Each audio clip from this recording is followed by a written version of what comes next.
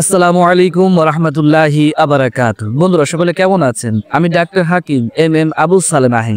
আমি আজকে যে বিষয়টি নিয়ে আলোচনা করব সেটি হলো বর্তমান সময়ের আবহাওয়া। এখন বর্তমান উষ্ণ গরম কাতল গরম আবহাওয়া তাপপ্রবাহ স্বাভাবিক তুলনায় অনেক বেশি, যার কারণে আমাদের শরীরে বেশ কিছু সমস্যা দেখা যাচ্ছে।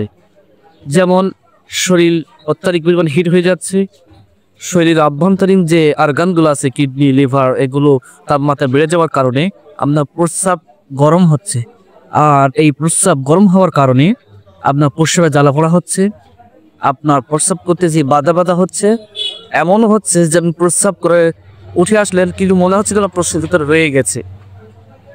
অনেক সময় প্রস্রাব করতে যে জ্বালা যন্ত্রণা হচ্ছে, চুলকাচ্ছে। তো আমি আপনাদের দুইটা মেডিসিন নাম বলবো, যে দুইটা মেডিসিন যদি আপনি গ্রহণ করেন এটা গরমের সময় খুবই উপযোগী।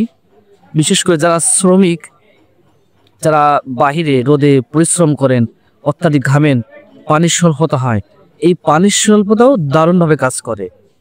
তো মেডিসিনটা প্রথম যে মেডিসিন সেটি হলো শরবতে বুজুরি। এটা বিভিন্ন কোম্পানির বিভিন্ন নামে হয়ে থাকে। এটি আপনি বাসায় বাচ্চা থেকে শুরু করে সকল বয়সে মানুষ এটা খেতে পারবে। এটা খাওয়ার নিয়ম হলো 500 পানিতে 4 চামচ দেব, 500 ml পানিতে 4 চামচ দিবে। এবং এটি খাওয়ার আগে খাওয়ার পরে এনি টাইম যে কোনো সময় আপনি এটাকে গ্রহণ করতে পারেন। যারা পরিশ্রম করেন তারা সাথে করে বদলে ঘরে কাছে রাখতে পারেন, কাজের ফাঁকে ফাঁকে খেতে পারেন। এটা খাইলে কি হবে, আপনার শরীরের আভ্যন্তরীণ অর্গানগুলো ঠান্ডা রাখবে। আর অর্গানগুলো যখন ঠান্ডা থাকবে তখন আর প্রস্রাব গরম হবে না, প্রস্রাবটা খুব সহজে ক্লিয়ার হবে।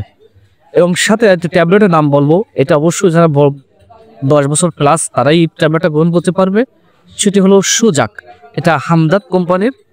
এটা সকালে একটা রাতে একটা খাওয়ার পরে গ্রহণ করতে হবে। এই ট্যাবলেটটা বিশেষ করে কাজ করবে যাদের প্রস্রাব জ্বালা পড়া হচ্ছে, প্রস্রাবের যন্ত্রণা হচ্ছে, প্রস্রাব এমন সময় রক্তও যায়, এই সকল ব্যক্তিদের জন্য এইটা খুবই ভালো কাজ করবে।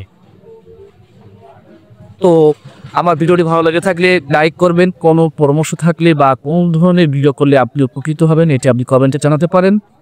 সকলকে ধন্যবাদ। আসসালামু আলাইকুম ওয়া রাহমাতুল্লাহি ওয়া বারাকাতুহু।